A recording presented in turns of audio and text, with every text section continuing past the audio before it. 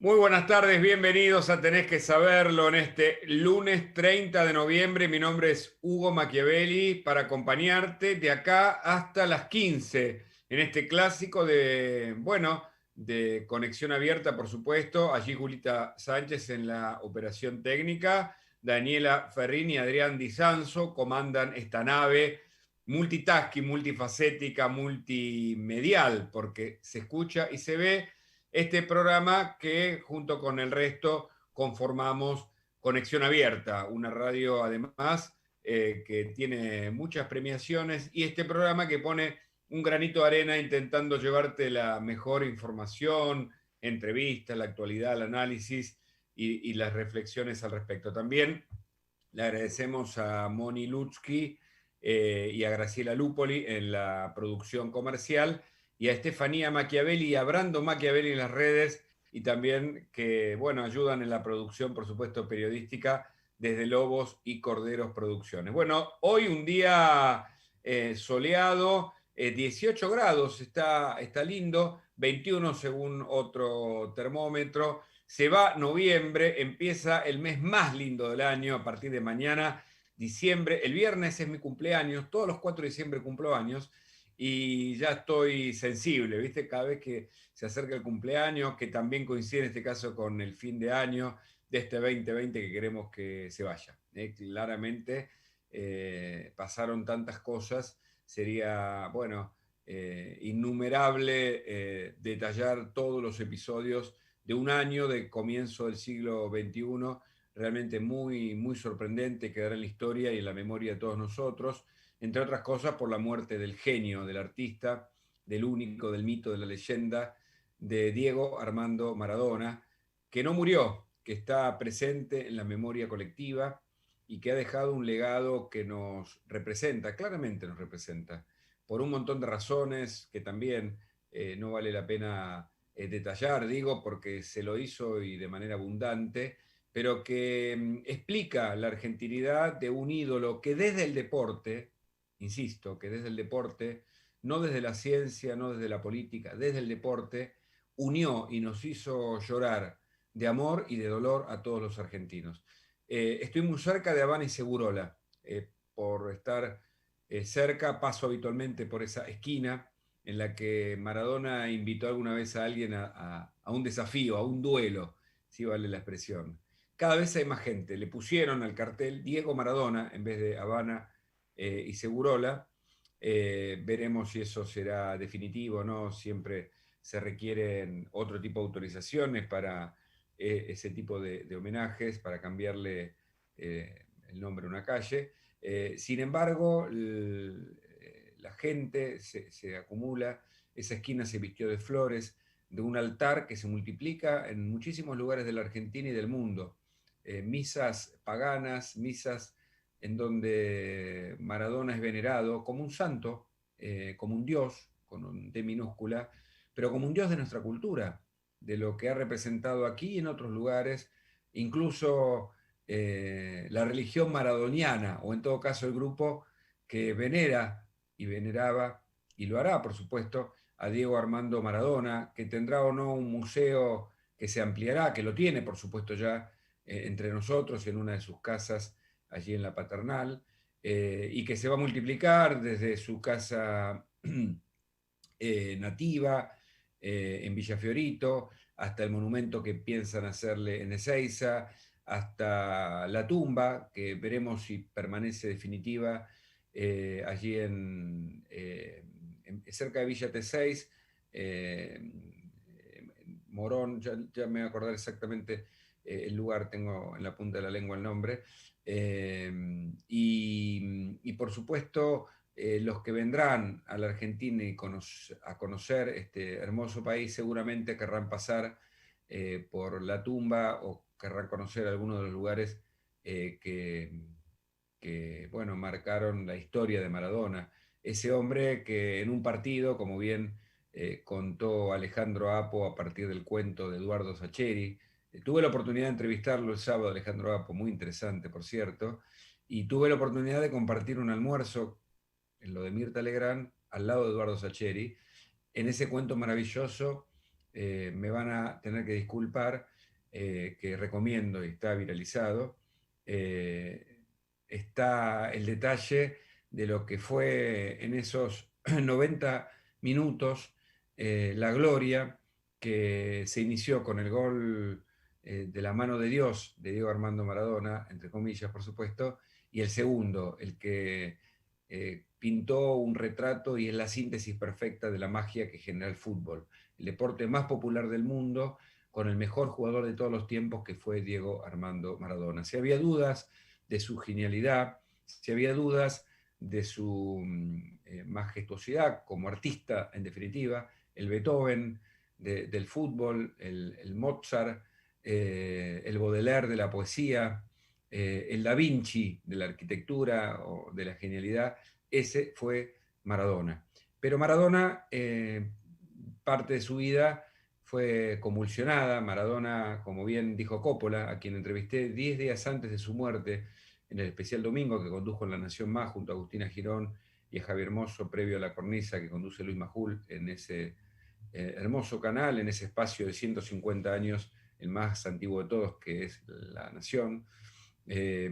Allí Coppola me decía 10 días antes de la muerte de Maradona que se estaba tirando mucho de la cuerda. Pero me animé a preguntarle también si había sido y era el gran amor de su vida, y también confesó Coppola, quien lo conoció como nadie, que sí. Pero la vida de Maradona tuvo además muchas controversias desde el punto de vista familiar, pasando por sus adicciones, pasando por sus frases, pasando por sus genialidades en la cancha, pasando por sus declaraciones políticas y por tantas manifestaciones que determinaban que Maradona era más que una persona.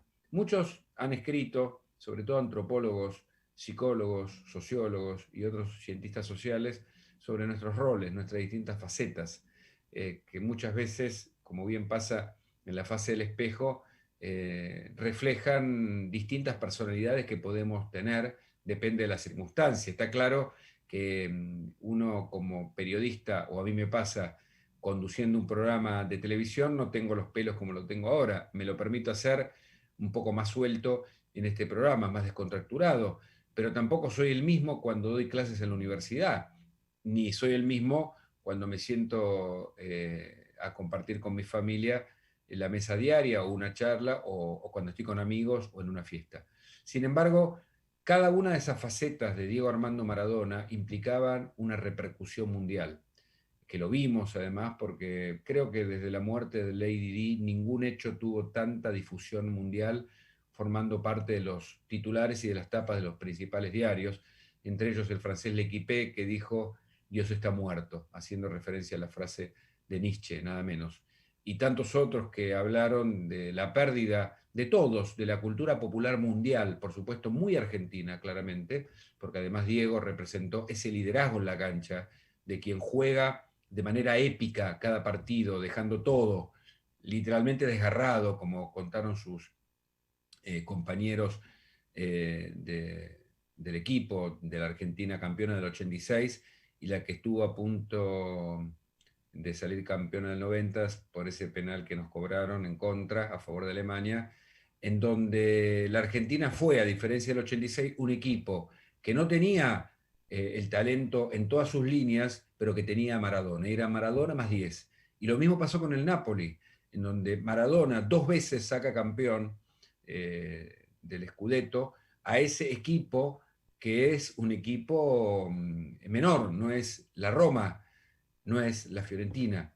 Y esa capacidad de Maradona de contagiar y de ponerse la camiseta y el equipo y de la épica y de la magia y de la genialidad y del destello y de la mano que rompe la regla y que también explica algo de la condición humana que está en todos nosotros, que por supuesto tal vez deba ser corregible, pero hay algo en la argentinidad y en el mundo latinoamericano que incluso describió bien García Márquez con el realismo mágico que se resumen en Maradona. Eh, Tesis, antítesis, síntesis. Eso fue Diego. La síntesis de la condición humana más descarnada. De aquel, como dijo Coppola, que de Fiorito le dan una patada en el traste y lo ponen en la cúspide del mundo y nadie le dice cuál es el próximo paso.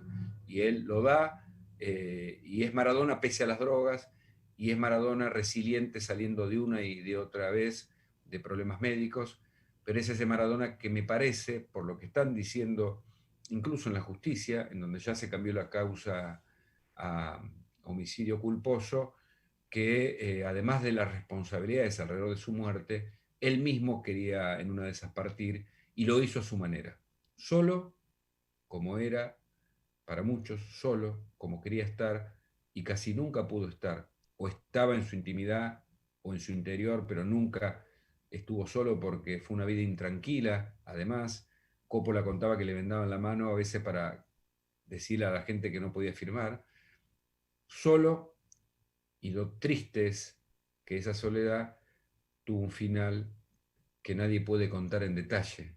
Hasta el enigma y hasta el misterio de la muerte de Maradona dejan un sinnúmero de especulaciones, de dudas, de interrogantes, que ni siquiera la justicia va a terminar de resolver. Pero decía que la vida de Maradona tuvo el esplendor, tuvo la contradicción de la vida del resumen de un genio, la contradicción de quien logra todo y le pesa todo, quien no puede soportar su propia existencia por momentos y necesita evadirse a través de las drogas o el alcohol o las pastillas, y quien tiene la profunda tranquilidad de haberlo hecho todo, de haber sido el argentino más reconocido en el mundo, y por otro lado, la imposibilidad de tener paz. Esa falta de paz, de, de tranquilidad que por momentos tuvo en algunos instantes cuando era más chico, que también logró tener en Cuba y en algunos momentos en donde se lo vio después recuperarse, eh, no la tiene ni siquiera tras su muerte, porque ahora es cuando la justicia investiga las distintas responsabilidades. No solo por lo que será un capítulo aparte, ocurrió durante el velatorio, que ese es un capítulo que ahora conversaré con ustedes, sino en las circunstancias de la justicia civil y de penal. Por un lado, en materia civil, hay quienes dicen Maradona tuvo cerca de o más de una docena de hijos y hay reclamos en ese sentido, más allá de los reclamos por herencia de la sucesión, y de lo que va a ocurrir entre las distintas partes que pelearán por quedarse o por recuperar parte de lo que es el legado de Maradona en términos de bienes. Por otro lado, las responsabilidades penales. Se sumó a las declaraciones testimoniales de Dalma, de Giannini y de Hanna, eh, una denuncia de las hermanas, que también apelan al abandono de personas y a la falta de cuidados, en este caso de la obra social, pero también de un equipo que no estuvo a la altura para cuidar el corazón particularmente. Y en ese sentido un capítulo aparte para Leopoldo Luque, que es un neurocirujano que parece lleno de voluntad y que le hizo una operación exitosa por el hematoma subdural en su cabeza, pero que tal vez allí se descuidó el aspecto cardíaco de un corazón que funcionaba al 38%, que latía a 150 pulsaciones por minuto, cuando el de un atleta late a 50 o a 60, y que estaba con el motor casi fundido y por momentos sin la medicación rigurosa o en todo caso sin los cuidados para evitar su deceso. Ahora, si alguien quiere morir, supongamos, hipotéticamente, ¿puede morir efectivamente? Y esa responsabilidad, ¿a quién le cabe? Bueno, eso es lo que se investiga y quería mencionar para ser puntilloso, lo que se investiga en la Fiscalía de San Isidro, la sección Benavides, y en la justicia de Tigre, que cambió la carátula de muerte dudosa, averiguación de muerte, a homicidio culposo. Los fiscales son Laura Capra, Patricio Ferrari, Cosmiri Barren, coordinados por John Broyad, que es el fiscal general de San Isidro. Allí se presentó hoy Leopoldo Luque a declarar. Y las dudas persisten sobre él, pese a que no fue llamado a indagatoria, se adelantó Luque, que ayer dio una conferencia de prensa, Y también sobre Gisela Madrid, la enfermera, que se contradijo cuando asumió a las 6:30 de la mañana lo que escuchó en la habitación de Diego a las 7:30, a las 8:50 y a las 9:20. Y también, ¿por qué no, en el medio de este escenario complejo, lleno de interrogantes, de un rompecabezas que parece abrirse en más piezas todavía, está el antecedente de Luque en esa investigación por homicidio en la que participó, estuvo acusado por una muerte hace 10 años. Dos fiscales lo acusaron, entre ellos Escalera, consideraba que era autor responsable del asesinato luego de una golpiza a el vecino Samisiuk, después de una fiesta de fin de año, lo golpearon entre varios. Fue condenado su hermano, sus dos cuñados, y él no, él zafó. ¿Había pruebas para condenarlo? Sí, pero en el tribunal oral número 3 de Lomas de Zamora consideraron que él pudo explicar que no estaba en la escena en el momento en que matan a golpes a este vecino, allí cerca de Villa Fiorito. Pero eso cuenta como pasado de Luque, sí. Cuenta como presente, no lo sé. Será la justicia la que determine, y espero que trabaje pronto, rápido, y podamos acercarnos un poco más a la verdad, porque justicia lenta, verdad que huye. Y en este sentido es muy importante la medida de prueba que se están tomando, entre otras el allanamiento a la clínica de Luque y a su domicilio. Y los abogados, por un lado Morla defendiendo a las hermanas, que son 3, que se presentaron, dije hoy, ante la justicia para denunciar abandono de persona. Por otro lado, burlando, entiendo, representando a Claudia Villafañe y a Dalma y a Yanina. Por otro lado, Pierri. Por otro lado, el abogado Rivas, que respalda o patrocina al médico Luque. Un escenario de una película que recién comienza. Y digo película porque va a tener mucha extensión, ¿por qué no serie?, de muchos capítulos. Para alguien que fue un genio, complejo, contradictorio, emocionante, emocional, que nos hizo llorar hasta las lágrimas. Todos sufrimos, todos nos emocionamos, todos nos quebrantamos. ¿A quién no se le escapó un lagrimón durante todos estos días? Desde el miércoles que nos enteramos, yo me enteré a través de un grupo de periodistas, incluso antes que salieran los medios, pero no lo podíamos creer, hasta el momento en el que, recordando la noche del 10 o tantos documentales, hablar con tantos que los conocieron, sus anécdotas, su historia de vida, nos conmovió y nos sigue conmoviendo.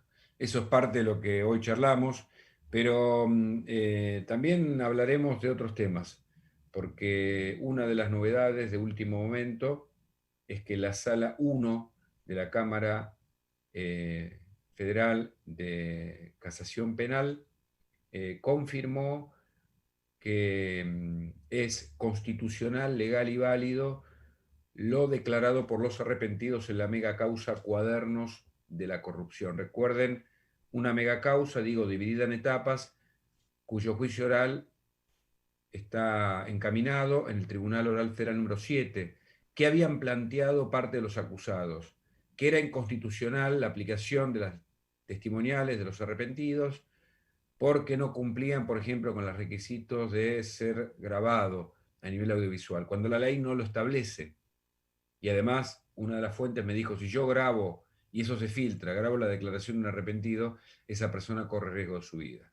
Ese registro que fue autenticado a través del abogado defensor de cada arrepentido, que lo hizo conforme a su voluntad, con un abogado al lado que lo defendía y con el Estado respaldado en los fiscales y en los jueces, también representados allí en ese acto, tienen una validez enorme y son como las mismas declaraciones que hicieron en el caso Lavallato los delatores premiados en Brasil, y como la justicia norteamericana lo hace en las películas, en donde es beneficiado aquel que se autoinculpa, que lo cuenta, y que eso es una prueba irrecusable y fundamental a favor de la verdad, en contra de la corrupción y de la impunidad. Bueno, la Argentina necesita terminar de una vez por todas con la impunidad.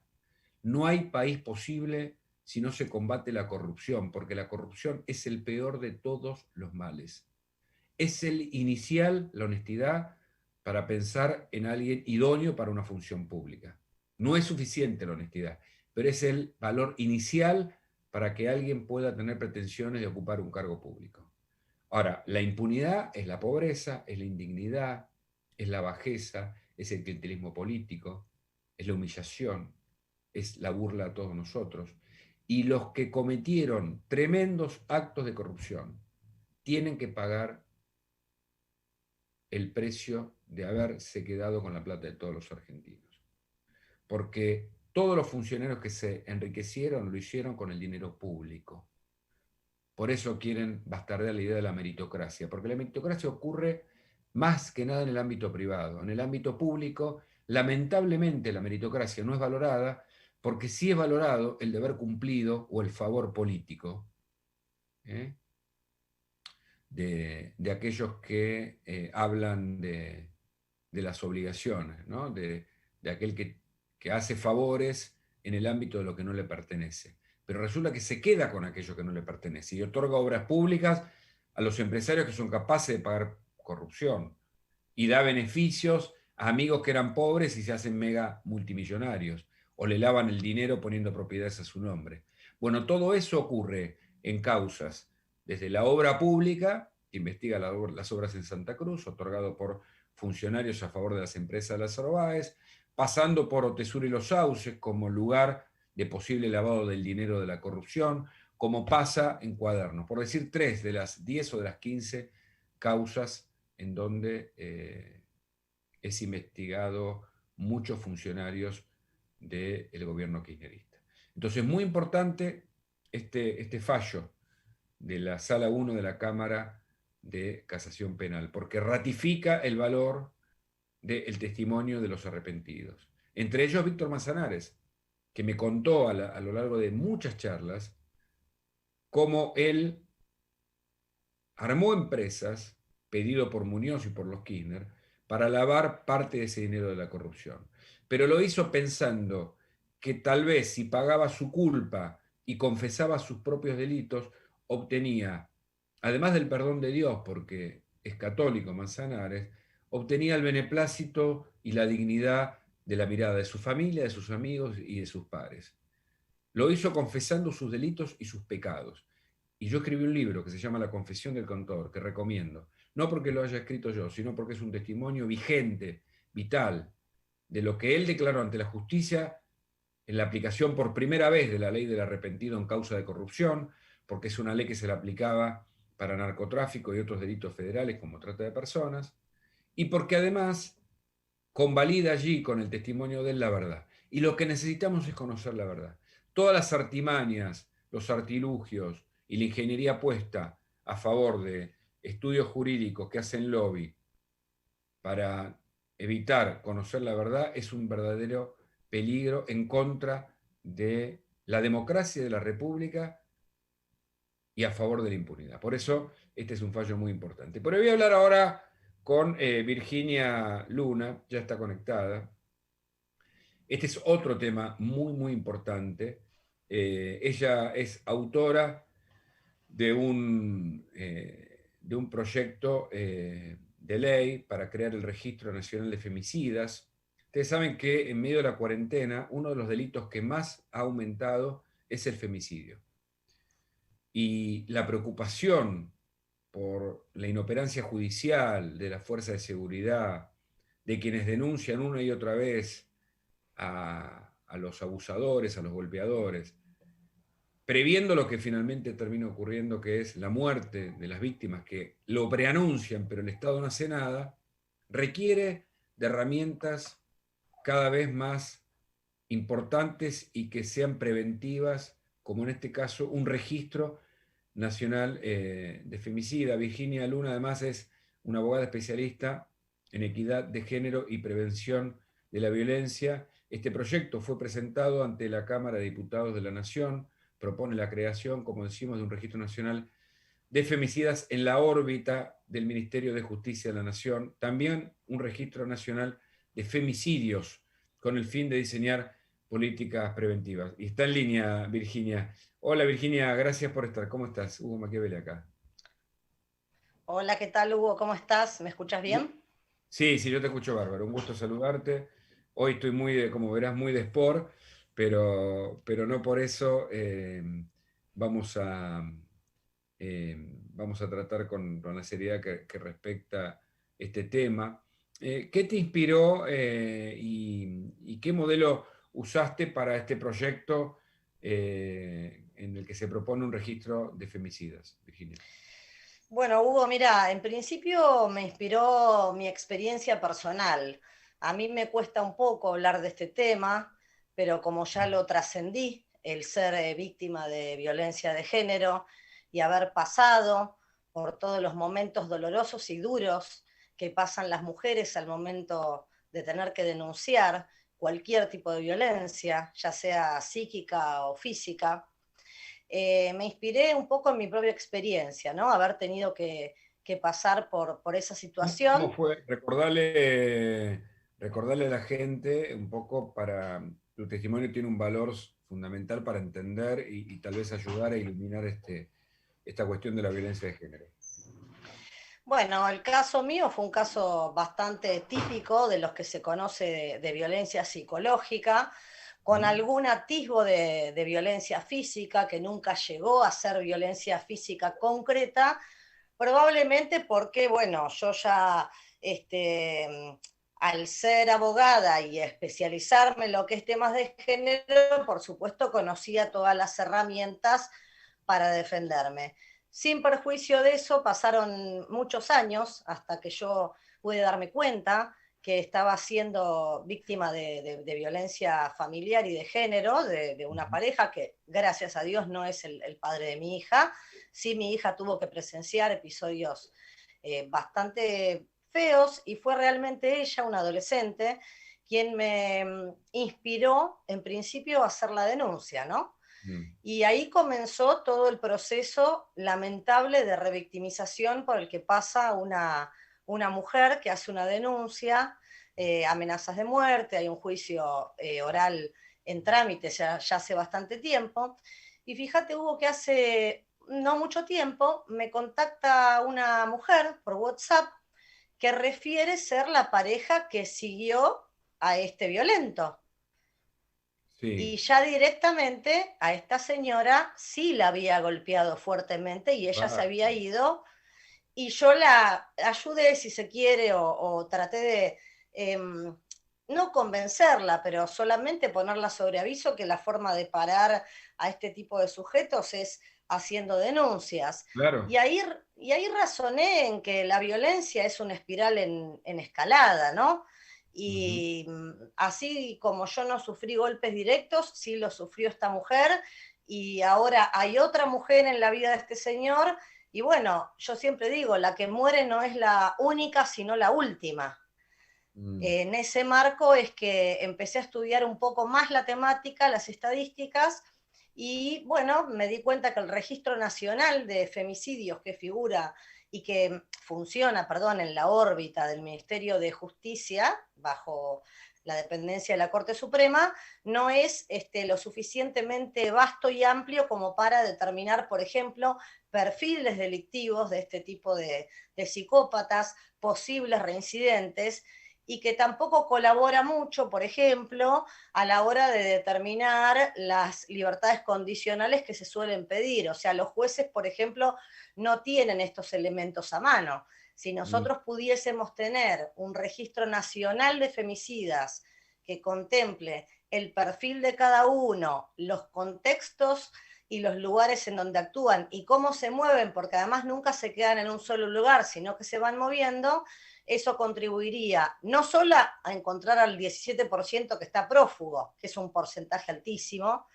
sino también a la hora de otorgar determinados beneficios, que los jueces de ejecución de la pena realmente sean conscientes de a quién le están dando esos beneficios, ¿no? Ujú.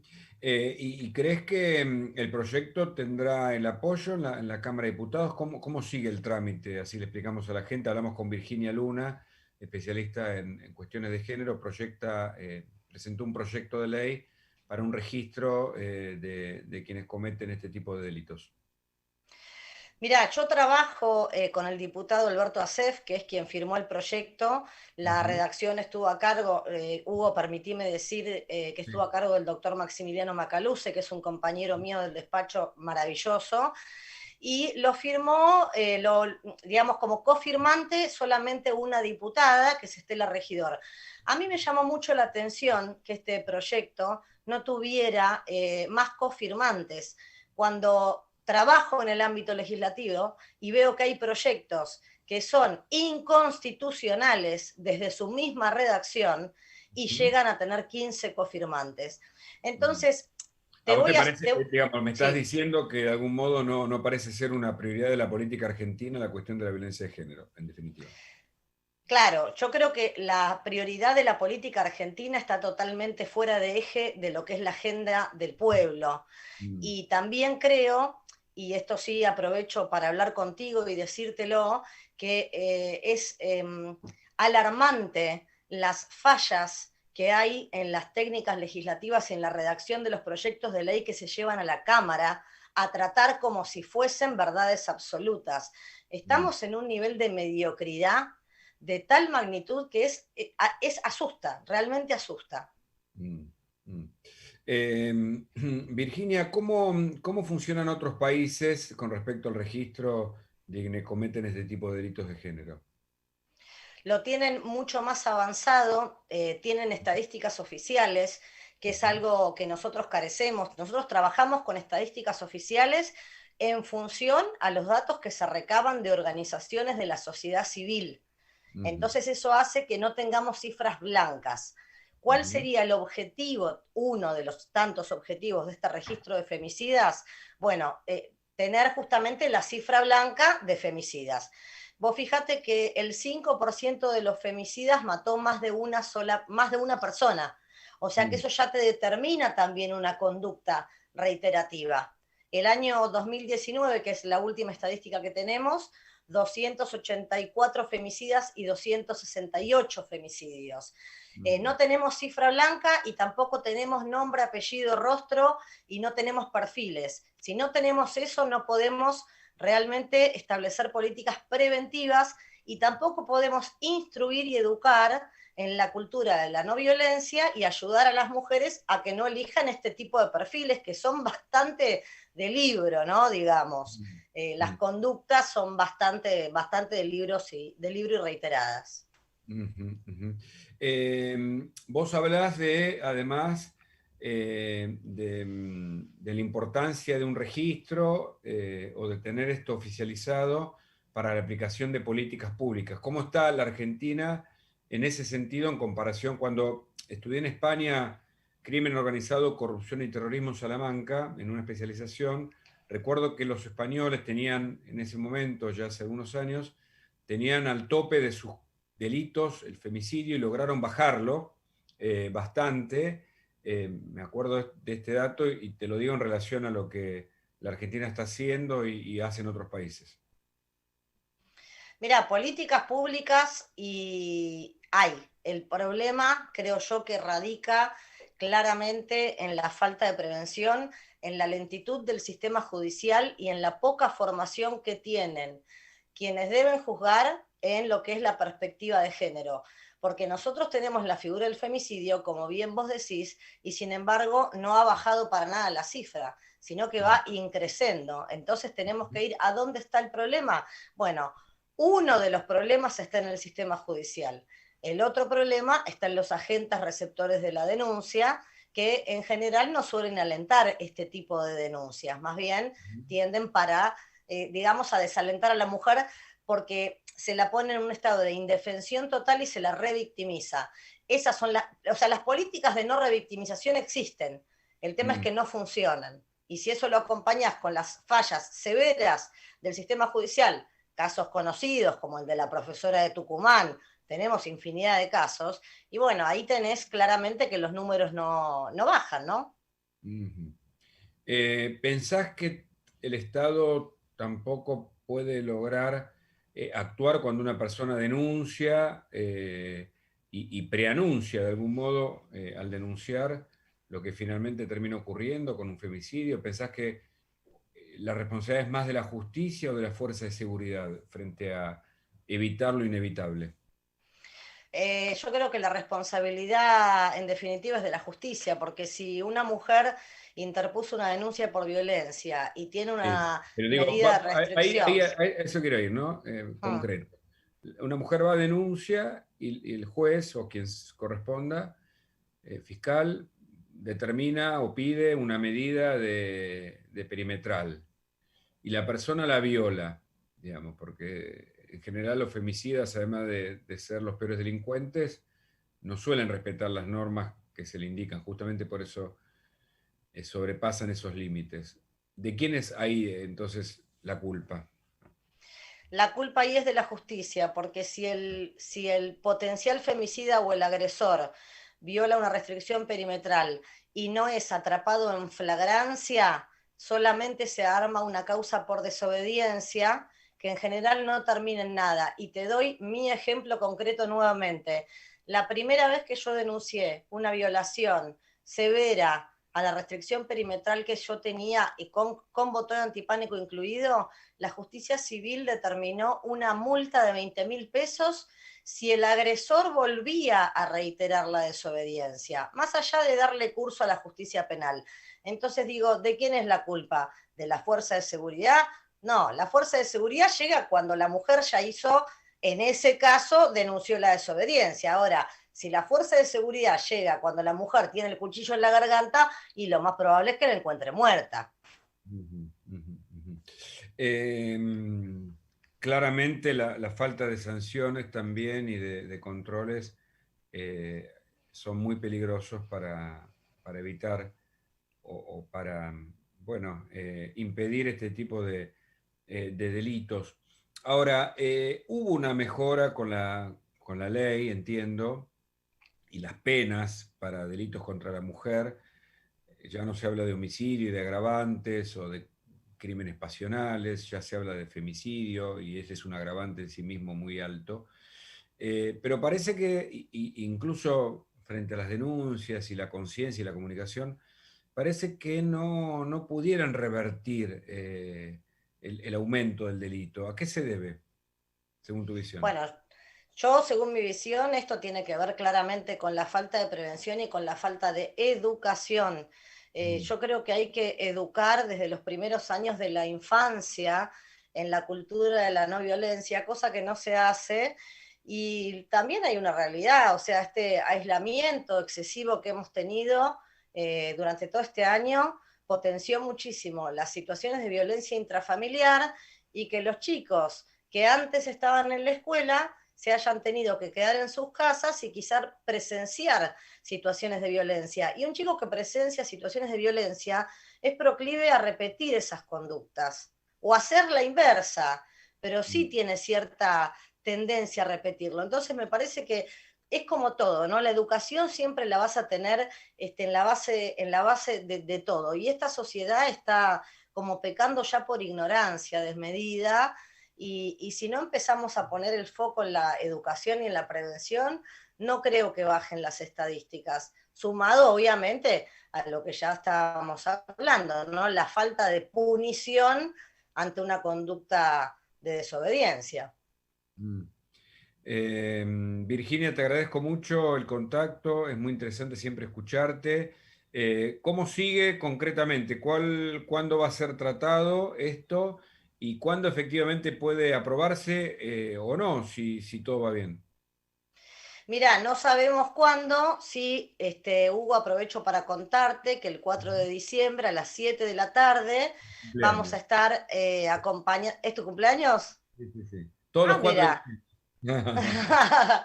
Vamos a estar acompañando a la familia de Pilar Riesco, que fue justamente una chica asesinada el 15 de marzo Sí. y cuyo femicidio está en libertad. Es una marcha muy grande. Ahí vamos a estar juntando firmas para este registro nacional de femicidas y esperamos, va a ser a las 7 de la tarde en el Congreso, esperamos juntar muchas firmas y con eso, bueno, hacer la presión social que ameritan este tipo de casos. Y si lo logran, si juntan firmas y avanzan, ¿cuáles son los tiempos? Y eso va a depender, porque primero eso lleva tratamiento a comisión, a las comisiones que se ha girado el proyecto, y después de las comisiones puede o no estar en el orden de sesiones que disponga el presidente de la Cámara de Diputados, ¿no? Nosotros El vamos año a que dar la viene. pelea. Probablemente, sí. Probablemente. Bueno, Virginia, muchas gracias por el contacto, muy claro siempre y felicitaciones por este proyecto. Esperemos que exista a partir de esta idea que propones, junto con el diputado Acef, un visto bueno para tener nuestro registro de femicidas y de esa manera evitar que estos delitos se multipliquen. Gracias de nuevo. Gracias, Hugo. Muchas gracias. Un cariño. Muy bien, seguimos hasta las 3. Esto se llama Tenés que saberlo. Aquí estamos por conexión abierta. Vamos a hacer una pausita musical para relajarnos un poquito. Y tengo una última información para compartir con vos. Dale. Muy bien, seguimos haciendo Tenés que saberlo aquí por conexión abierta. Calamaro, que además hoy escuché un tema de él, Bohemio, cantado también por Julio Iglesias. Vamos a poner esa versión. Eh, y Calamaro admiraba y además le hizo un tema a Maradona. Seguramente si Julita lo encuentra, nos vamos con eso o con el de Rodrigo, dos de los que nos conmueven bastante. Ahora, la verdad es que en uno de sus cumpleaños, Calamaro apareció y allí le cantó con su grupo a Maradona, y es un artista de esos que amamos, que queremos, y que celebró también al 10. Bueno, un parroquial, mira, te cuento que el vicejefe de gobierno porteño estuvo en la planta de Toyota, que en diciembre entregará nuevos patrulleros destinados a la policía de la ciudad como parte de la gestión.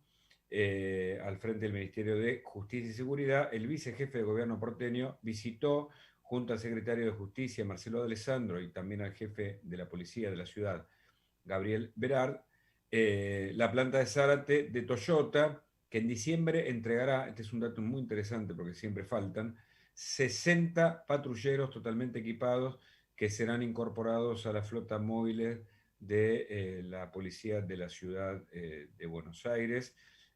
Allí estuvieron Santilli, hicieron una recorrida, es un modelo que saldrán con todo el equipamiento para la utilización de la fuerza porteña para combatir el delito por las calles de la ciudad y por supuesto darle seguridad al vecino. Tanto Santilli como D'Alessandro remarcaron este aspecto que es importante porque los patrulleros no son vehículos, dicen que tienen una vida útil muy, muy breve, están todo el tiempo, desde que salen de fábrica hasta que se descartan, no paran, pasan, bueno, todo el tiempo están funcionando. En la ciudad además los controlan, pude ver el tablero ese en una nota que hicimos, cómo los controlan para que se sepa dónde está cada uno y evitar, bueno, que no hagan el recorrido como corresponde. En este caso vienen con frenos, amortiguación, puertas y motor para soportar el peso del blindaje, claro, son blindados, y tienen ese tipo de paragolpe muy sobresaliente. Eso sirve, me explicaban, cuando uno tiene que vestir a alguien y provocar menores daños, pero bueno, en una persecución finalmente hay que parar el delito, y esa es una manera en que los patrulleros lo hacen. Allí también estuvo el presidente de Toyota Argentina, Daniel Herrero, que fue el encargado de anunciar esto para, bueno, oficialmente la entrega de patrulleros de Toyota a la policía de la ciudad. Bueno, ese fue el anuncio. Unos minutos finales para hablar de lo que fue el sepelio, el velorio, el cortejo fúnebre que se validó desde la Casa Rosada a favor de Diego Armando Maradona y por supuesto sus seres queridos. La idea no es equivocada en términos de que el presidente Alberto Fernández le ofrece a la familia Maradona, concretamente a Claudia, que de algún modo el Estado, cierto sector del Estado, se pueda poner a disposición. Ahora, una vez que los familiares deciden, o en todo caso aceptan la ayuda, ¿no es acaso el gobierno quien debe prever una organización como corresponde? ¿Cómo no contar la cantidad de gente que puede ir si ellos mismos anunciaron que iban a concurrir cerca de 1 millón de habitantes? ¿Cómo ubicar un cordón? Qué fácil contarlo. Los periodistas sabemos, cuando tenemos que contar, esto es como elemental, es como escribir artículos antes del sujeto, o el verbo para una oración que tiene sujeto y predicado, son como normas elementales. los periodistas contamos 4 personas por metro cuadrado a la hora de describir multitudes de manera aproximada. Es un dato que los periodistas conocemos, sabemos, practicamos. Cómo a un gobierno, a una gestión de un gobierno, se le puede escapar el control o la idea de lo que pudiera pasar con 1 millón de personas puestas en un cordón que era interminable y que cada vez tenía más gente, que ya había superado Constitución, y hacer un corte determinado conforme a la voluntad de la familia o conforme a la voluntad de quien fuese.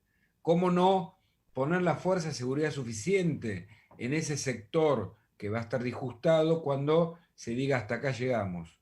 ¿Cómo no prever con capacidades disuasivas lo que fue la locura del ingreso de las barra brava, de Boca, de Gimnasia, de los hombres que hasta hace 5 minutos estaban prohibidos que ingresen a los estadios de la Argentina, como Pancho por su casa destruyendo monumentos y obras, nada menos que en el patio de las Palmeras, el centro de poder de un gobierno, con todo lo que eso representa. Ni en el 2001 ocurrió un episodio similar.